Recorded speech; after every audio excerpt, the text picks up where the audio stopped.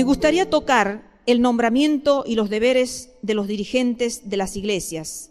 Y es otro punto que se lo puede leer aquí en los versículos 1 al 7. En primer lugar dice que se los apartaba a los dirigentes, esto que hemos venido nombrando, se los apartaba oficialmente para su responsabilidad. Tito tenía que ordenar anciano en todas las iglesias. Podemos leer esto en Tito capítulo 1, versículos 5 al 6. La carta que Pablo le escribió a Tito dice: por esta causa, le dice el apóstol Pablo a Tito, por esta causa te dejé en Creta, para que corrigieses lo deficiente y establecieses ancianos en cada ciudad.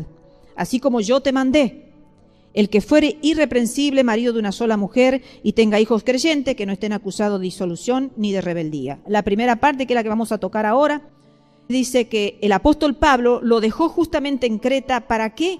Para que corrigiese todo lo que estaba mal y para que estableciese ancianos en cada ciudad. Los encargados de la iglesia no se nombraban en secreto, se los apartaba a la vista de todos, públicamente. O sea, no había cosas que surgían de un día para el otro y que la gente no entendiera. Pero cómo fueron nombrados, quién los eligió y cómo surgió, no habían esos interrogantes, porque todo se hacía a vista de todos, públicamente. En segundo lugar, tenían que pasar un periodo de prueba. Primero tenían que ser aprobados, como dice 1 Timoteo, capítulo 3, versículo 10. Y estos también sean sometidos a prueba primero, y entonces ejerzan el diaconado si son irreprensibles. Aquí vemos otra palabra que surge, el diaconado, que también es una forma de siervo que ayudan al gobierno de los ancianos. Entonces, hermanos, en estos tiempos que estamos viviendo ahora, es de asombrarnos, o por lo menos yo me asombro, de ver cómo hay personas que realmente han sido puestas como dirigente sin ser aprobados, o sea, puestos a prueba por un tiempo. Porque antes de que una cosa se exhiba, debe ser probada. Podríamos dar ejemplos cotidianos, podríamos decir, se construye una máquina, algo que va a salir a la venta luego, primero se la tiene que probar para ver si realmente funciona, si está capacitada, si está en condiciones de ser puesta a la venta. Podríamos decir cosas cotidianas de la vida. Entonces, ¿cuánto más en lo espiritual? ¿Cuánto más en el ámbito de iglesia, donde estamos para edificarnos, sobreedificarnos los unos a los otros, corregirnos y saber nosotros dar buenas exhortaciones, buenas enseñanzas, como en el caso de estas personas? Los diáconos eran asistentes, meseros, o uno que ministra a otro, que lo sirve a otro. Y generalmente tenían que ver con el servicio de la comida, con el servicio a las viudas que se quedaban a comer. Tenían que ver con esa parte, podríamos decir, alimenticia. Se los llamaba a los diáconos, pero en el presente sabemos que el diaconado tiene un servicio bastante amplio de ayuda a los ancianos, pero también estaban dentro de ese grupo eclesial. Entonces la iglesia tiene que ser estricta en la prueba de los que son elegidos como dirigente. No elegirlo así porque sí o porque trae una trayectoria de familia que vienen de pastorados y entonces los hijos van a ser diáconos también, sino en el sentido de que son idóneos realmente. Los vamos a poner a prueba, son idóneos, han respondido al llamado, son eficaces, son eficientes, se ve que realmente son elegidos por Dios para este servicio. Porque hasta para servir las mesas, hermanos, tenemos que ser eficientes. Si no tienes el llamado a servir, lo vas a hacer desganado, lo vas a hacer por obligación, quejándote, murmurando, y vas a provocar contiendas. Entonces, si tienes el llamado, lo vas a hacer con alegría de corazón, aún hasta el servicio de la mesa, que muchas veces no se le da el valor que se debe dar. Estamos hablando de cuando el pueblo de Dios se reúne a comer, cuando el pueblo de Dios hace obras de beneficencia, como quizás darle un servicio a los niños de poco recurso, familias de poco recurso. Hasta en eso se debe tener delicadeza para realizar este trabajo, esta encomienda, que es una encomienda de amor. Entonces, en tercer lugar, vemos que también los dirigentes de la iglesia se les pagaba por el trabajo que tenían que hacer. Vamos a ver lo que dice 1 Timoteo capítulo 5, versículo 18. Dice, pues la Escritura dice: no pondrás bozal al buey que trilla, y digno es el obrero de su salario. Claro, hermanos, sabemos que no se trabaja por el sueldo ministerialmente hablando, todo lo hacemos por amor, por llamado, pero ¿es el deber de la iglesia que le ha escogido para ese trabajo proveerle un sueldo para vivir? Porque de la nada no se puede vivir. Seguramente esa persona que ha sido elegida como diácono, como un servidor, como un anciano, tendrá una familia que mantener y él mismo tendrá que mantenerse. Entonces, obligación y deber de la iglesia, darle su salario, darle un sueldo para que él y su familia pudieran vivir dignamente. En cuarto lugar, estaban expuestos a la crítica. Qué triste, ¿verdad? Pero realmente, cuando surge un nombramiento en la iglesia, seguro que va a haber un levantamiento también. Seguro, hermanos. Para eso vamos a leer 1 Timoteo capítulo 5, versículo 19, que vamos a tocarlo luego a posterior un poco más profundo cuando veamos el capítulo 5, pero hoy vamos viendo las características que tenían que tener estos ancianos. Y dice, contra un anciano no admitas acusación, sino con 2 o 3 testigos. Quiere decir que había acusaciones contra los ancianos. Esto es triste, pero aquí la Biblia lo expresa.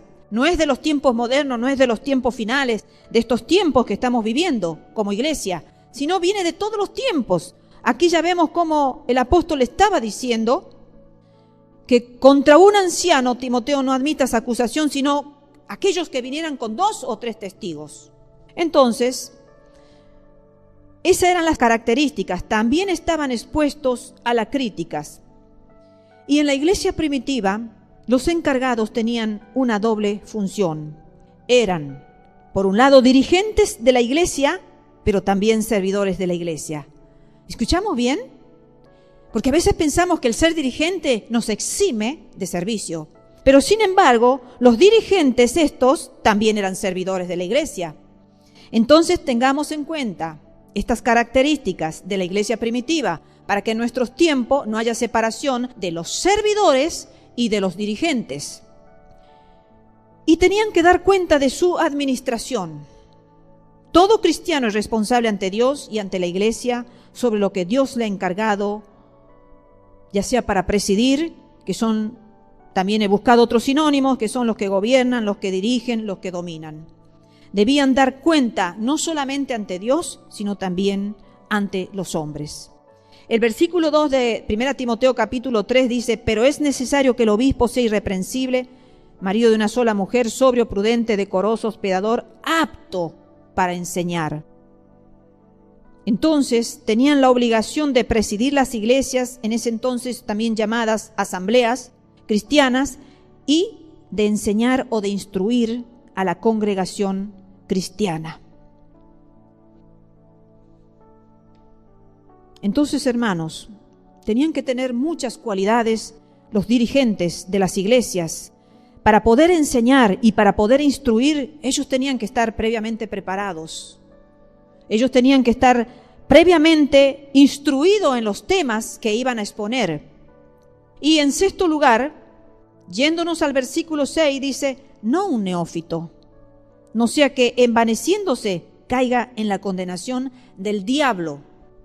Vemos que el obispo, el encargado, no tenía que ser un converso reciente. O sea, una persona neófita es una persona que no tiene un bagaje de conocimiento. Es un recién converso que viene nuevito, sin ningún tipo de conocimiento. O sea, como la Biblia lo expresa, un neófito. No tenía que ser el obispo un neófito, un converso reciente. Entonces, hermanos, en estos tiempos estamos viendo esa realidad. Se está poniendo en las iglesias personas muy recién convertidas, hasta personas que han sido sacadas radicalmente del reino de las tinieblas y puesto en el reino de la luz admirable de nuestro Señor Jesucristo. E inmediatamente, por ese cambio radical y por ese hermoso testimonio sobrenatural que traen consigo, inmediatamente se lo empieza a nombrar como evangelistas, como algunos pastores, otros profetas o profetas evangelistas. Pero fíjese, hermano, la importancia de no ser neófito. Porque una cosa es tener unción y otra cosa es tener unción y conocimiento. Porque el conocimiento es eterno, la palabra de Dios es eterna. Vamos a tener conocimiento de la palabra de Dios, que es eterna. La unción no es eterna. O sea, los dones no son eternos, van a quedar en la tierra cuando nuestro Señor nos lleve a la patria celestial. Pero la palabra es eterna, perdurable por siempre y para siempre. Entonces, ¿por qué el obispo, el encargado, no tenía que ser un converso reciente, un neófito? Por 2 razones. El versículo 6 dice, no sea que se envanezca. Y también el versículo 6 dice, no sea que caiga en la condenación del diablo. O sea, no sea que se envanezca, ni que caiga en la condenación del diablo. ¿Qué significa esta frase? Que caiga en la condenación del diablo, porque envanecerse sabemos que es aquel que con arrogancia empieza a actuar con soberbia, empieza a actuar con orgullo, con vanidad, y que se cree por encima de los demás. Y es triste porque encontramos la realidad de los tiempos en donde muchos jóvenes se han convertido y vienen cargados de un potencial poderoso sobrenatural de dones y empiezan a desmerecer a los que han venido de trayectoria cristiana con conocimiento, pero quizás no tienen tanto don y ni tanta unción, pero tienen conocimiento, que es importante para la vida eterna, porque es lo que dura. Y empiezan las críticas. No sé si han visto en YouTube qué triste y lamentable es las críticas de los recién conversos, pero que vienen con unción y con don, que critican a los que vienen con conocimiento, pero quizás no con tanta unción. Entonces, hermanos, estemos atentos a esto, porque eso pasa cuando se los pone rápidamente como dirigentes por el hecho de venir con unción o con dones. Entonces tenemos que ponerlos a pruebas, hermanos. No tienen que ser neófitos como la palabra lo expresa, para que no se envanezcan y caigan en la condenación del envanecimiento, porque una persona envanecida nunca va a poder entrar al reino de los cielos. Y en segundo lugar, esta frase dice que no sea que caiga en la condenación del diablo. ¿Qué significa? Primero, fue por su orgullo, por lo que Lucifer se rebeló contra Dios y fue expulsado del cielo, por el orgullo. Y si el converso, en segundo lugar, que se pone en un puesto de responsabilidad demasiado pronto, llega a ser orgulloso, le está dando al diablo una oportunidad de hacer sus acusaciones contra él. Un siervo encargado de la iglesia que sea muy orgulloso por lo que tiene, por lo que porta, le da al diablo una oportunidad para ser criticado, para ser murmurado y todo lo que en sí conlleva. Porque realmente una persona enorgullecida va a provocar críticas y va a provocar murmuración. Y también porque la gente se va a quejar, va a decir cómo tan pronto ha sido puesto en una dirección cuando no ha sido instruido, no ha sido puesto a prueba, como todo dirigente tenía que cumplir con esos requisitos que el apóstol Pablo lo enseña enfáticamente, el apóstol Pedro también en su palabra. Y en tercer lugar, la palabra diablos, que es diabolos, tiene 2 significados. Quiere decir diablo, y ese es el sentido en que la ha tomado aquí en la Reina Valera. Pero en segundo lugar también quiere decir calumniador, que se usa en el versículo 11, que no lo vamos a nosotros tocar ahora porque lo vamos a ver cuando lleguemos a ese versículo, donde se prohíbe a las mujeres que sean calumniadoras. Porque ha habido algo que ha dado lugar a la calumnia. La calumnia surge de algo que ha provocado eso en el corazón de las personas. Y en este caso Pablo la está reprendiendo a las mujeres. Entonces, puede significar que el converso reciente o neófito, que habla el versículo 6, que ha sido nombrado para un cargo y se ha enorgullecido, da ocasión a los calumniadores. Porque su conducta da lugar a que estos calumniadores se ensoberbezcan, y especialmente a los calumniadores que están en contra de la iglesia, especialmente a esos. Ellos han buscado la oportunidad, están en contra de la iglesia, se le ha dado un pequeño lugar y se han empezado a sublevar hasta llegar a la destrucción. Porque una iglesia donde existe calumnia, les puedo asegurar, hermanos, que es una iglesia donde van a empezar a haber muchos problemas y hasta puede fraccionarse, se puede dividir la iglesia y hasta puede desaparecer. La calumnia es muy tremenda. Desde tiempos antiguos, si nos vamos al Antiguo Testamento, veamos lo que pasó con los calumniadores, cómo fueron muriendo en el desierto, porque el Señor no le perdonó ese pecado, la murmuración, la calumnia, el hablar en contra de los dirigentes, condenado desde la antigüedad. Entonces, como lo tomemos es un descrédito a la iglesia. El versículo 4 dice que gobierne bien su casa, el dirigente, que tenga a sus hijos en sujeción con toda honestidad. Este encargado obispo también tenía responsabilidad en su propio hogar, que a veces no le damos importancia a la responsabilidad que se tiene dentro de la iglesia. A veces vienen personas con problemas disfuncionales en sus hogares y pretenden ser funcionales en la iglesia. Si se es disfuncional en la casa, es imposible ser funcional en la iglesia, hermano, porque eso sería una hipocresía. Ante los ojos de Dios sería una hipocresía eso. Entonces, el que no puede formar un hogar realmente cristiano como Dios manda, no se podía esperar que cuidara de la iglesia de Dios. No ha podido tener sus hijos en sujeción. ¿Cómo pretende que estén en sujeción los miembros de la iglesia? Dice el versículo 5, pues el que no sabe gobernar su propia casa, ¿cómo cuidará de la iglesia de Dios? Eso es antagónico, eso es imposible. Entonces, el que no puede instruir a su propia familia, es evidente que no sería idóneo tampoco para instruir a la familia de la iglesia, porque la iglesia es una familia también. Somos una familia en Cristo Jesús. Y en segundo lugar, también tenía la responsabilidad ante el mundo. Como dice el versículo 7, también es necesario que tenga buen testimonio de los de afuera para que no caiga en descrédito y en lazo del diablo.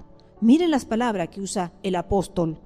Realmente que el diablo nos puede armar un lazo y enlazar nuestra vida y tenernos sujetos a su voluntad y hacer lo que él quiera, cuando realmente no tenemos responsabilidad ante el mundo. ¿Qué significa eso? Que el dirigente debe ser un hombre que se haya ganado el respeto de los de afuera, del mundo, en el diario vivir, en el cotidiano vivir. Cuando salimos a la calle, nuestros vecinos; cuando vamos al trabajo, nuestros compañeros; cuando vamos al estudio, también nuestros compañeros de estudio. En todo lugar, hermanos, donde estamos inmersos en un mundo que nos está observando, que nos está vigilando, que está viendo realmente si somos lo que somos, si somos lo que predicamos. Lo que más daña a la iglesia es cuando la fe que se profesa y las enseñanzas que se dan realmente no están acorde a la vida del maestro, a la vida del obispo. Entonces el obispo cristiano debe, en primer lugar, hermano, ser una buena persona. No solamente intelectualmente instruido, como característica esencial que hemos visto, instruido, capacitado, preparado, puesto a prueba y aprobado, sino también es que debe ser una buena persona. Una buena persona en el hogar, una buena persona en el mundo, una buena persona en la iglesia. No podemos nosotros ser buenas personas en la iglesia y en el mundo ser totalmente con carácter realmente que dirijan a los mundanos, a los impíos, a criticar a un dirigente de la iglesia. Tiene que ser todo lo mismo. El dirigente tiene que ser lo mismo en la casa, en la iglesia o en el mundo. Entonces, miren qué tarea tremenda tenía Timoteo, también la tuvo Tito, y la tuvieron todos esos jóvenes que comenzaron siendo jóvenes, luego fueron madurando, siendo preparados por el apóstol Pablo, para que hicieran bien las cosas, para que pudieran gobernar bien las iglesias, para que las iglesias tuvieran un buen fundamento, para que hubiera orden, para que se formara como realmente una organización, como una familia. Vemos que importante es que una familia esté bien formada por papá, por mamá, por los hijos. Vemos que cuando una familia es disfuncional, hay desorden en todos los órdenes. Desórdenes en la madre, desórdenes emocionales, espirituales y también financieros, desórdenes en el papá y desórdenes en los hijos. Eso mismo ocurriría en la iglesia si no fuera una familia funcional, donde cada uno hace lo que quiere. Eso daría descrédito al mundo. Estamos en el mundo para hacer luz y para alumbrar a los que están en tiniebla. No estamos en el mundo para ser igual que ellos, para correr como ellos corren, para caminar como ellos caminan, para gobernar las iglesias como ellos gobiernan sus vidas. El Señor nos ha mandado a ser diferentes, a resplandecer como luminares que somos en este mundo.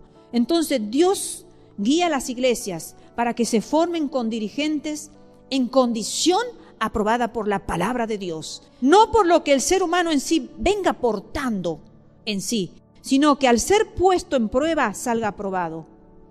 Porque realmente vienen con la unción del cielo, con el llamado del cielo. Y si venimos así, no va a haber nada que nos impida ser servidores, aprobados por Dios y aprobados por los hombres. Entonces, que el Señor nos ayude, hermanos. Es un tema que yo la verdad no le había dado mucha importancia, pero a veces vemos por qué las iglesias están como están. A veces importa llenar las iglesias y se llena tan grande las iglesias de números de personas que se tiene que desesperadamente empezar a poner pastor de jóvenes, pastores de adultos, pastores de recién casados y pastores de esto y pastores de aquello y así se empieza a nombrar, podríamos usar las palabras que el apóstol usaba, obispos, episcopos, superintendentes, supervisores, sobrevedores, diáconos, y etcétera, etcétera, porque se ha llenado la iglesia de mucha gente y en la desesperación se empieza a nombrar a cualquier persona.